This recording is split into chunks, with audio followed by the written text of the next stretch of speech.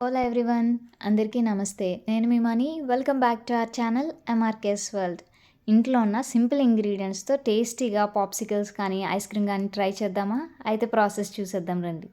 ఈ రెసిపీకి ఒక thick ప్యాన్ని select చేసుకోండి. ఇలా థిక్ ప్యాన్ సెలెక్ట్ చేసుకొని ఇది కాస్త వేడెక్కాక లైట్గా వాటర్ యాడ్ చేసుకొని తర్వాత ఒక 3 కప్పుల వరకు పాలని యాడ్ చేసుకుంటున్నా. రెసిపీకి నేను ఇక్కడ యూఎస్లో హోల్ మిల్క్ ఉంటుంది. హోల్ మిల్క్తో ట్రై చేశాను, చాలా బాగా కుదిరింది. ఇది ఫుల్ క్రీమ్ మిల్క్తో ట్రై చేస్తే కనుక చాలా బాగుంటుంది రిజల్ట్ అనేది. ఇన్కేస్ ఫుల్ క్రీమ్ పాలు లేకపోయినా సరే నార్మల్ పాలతోనైనా ట్రై చేయొచ్చు. ఒక 3 కప్పుల వరకు పాలను తీసుకున్నాం కదా. ఇప్పుడు ఈ పాలన్నీ బాగా మరిగి కాస్త దగ్గర పడాలి.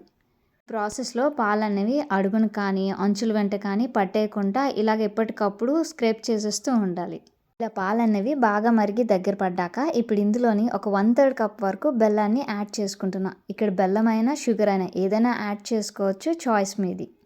సరే, బెల్లాన్ని కూడా యాడ్ చేసేసాక ఇప్పుడు ఇది కూడా బాగా కరిగి కలిసిపోయేంత వరకు కలుపుకొని ఇప్పుడు ఇందులోని ఒక 1/2 టీ స్పూన్ వరకు ఇలాచీ పౌడర్ని యాడ్ చేసుకుంటున్నా. ఇలాచీ పౌడర్ యాడ్ చేయటం వల్ల ఫ్లేవర్ అన్నది బాగుంటుంది. ఈ రెసిపీని చేసేటప్పుడు ఎప్పటికప్పుడు అడుగున కానీ అంచుల వెంట కానీ పట్టేస్తూ ఉంటుంది కదా. ఇదంతా నేను స్పాటులాతోని ఇలాగా ఎప్పటికప్పుడు తీసేసుకుంటున్నా, లేదంటే బాగా పట్టేసి గట్టిగా ముక్కల్లా ఫామ్ అయిపోతుంది. ఇక్కడ కార్న్ఫ్లోర్ ఏది యూస్ చేయకుండా చేస్తున్నా, సో కాస్త టైం అయితే పడుతుంది, బట్ టేస్ట్ అయితే మాత్రం చాలా బాగా కుదురుతుంది. మనం ఒక 3 కప్పుల వరకు పాలను తీసుకున్నాం కదా. ఇది ఆల్మోస్ట్ సగానికి తగ్గిపోవాలి. అది కూడా లో టు మీడియంలోని మనం అడ్జస్ట్ చేసుకుంటూ బాగా ఎప్పటికప్పుడు కలుపుకుంటూ తగ్గించామంటే ఇక రెసిపీ అయితే కంప్లీట్ అయిపోయినట్టే.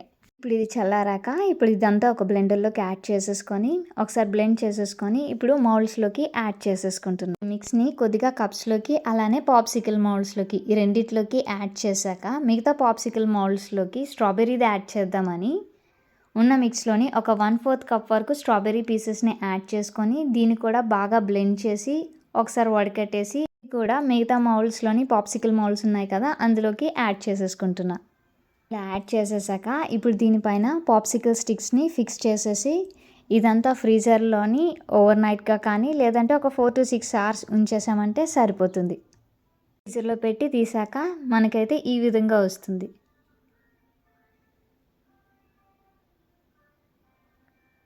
ఇప్పుడు ఈ పాప్సికల్స్ని పెద్దగా కష్టపడకుండా ఈజీగానే డిమోల్డ్ చేయొచ్చు. అది ఎలా అంటే ఒక బౌల్లోకి వాటర్ని యాడ్ చేసుకొని అప్పుడు అందులోని ఒక 5 to 10 seconds వరకు ఇలా ఉంచామంటే ఈజీగా డిమోల్డ్ చేసేయచ్చు. 10 seconds వరకు ఉంచి తీసేసామంటే ఇప్పుడు ఈజీగా వచ్చేస్తాయి. ఇప్పుడు ఒకసారి స్ట్రాబెర్రీది తీసి ట్రై చేద్దాం. ఇలా తీసేసాక కావాలంటే వీటిపైన చాప్ చేసిన డ్రై ఫ్రూట్స్ని లైట్గా యాడ్ చేసుకోవచ్చు. మీకు తెలిసిన ఇంగ్రీడియంట్సే కదా, సో సింపుల్ ఇంగ్రీడియంట్సే కానీ కాస్త టైం అయితే పడుతుంది, బట్ టేస్ట్ మాత్రం చాలా బాగా కుదురుతుంది. మీకు ఈ రెసిపీ నచ్చితే కనుక మీరు కూడా ట్రై చేసి మీకు ఎలా కుదిరిందో కమెంట్ చేయండి. Thanks for watching. Please to like, share, comment and subscribe for more videos.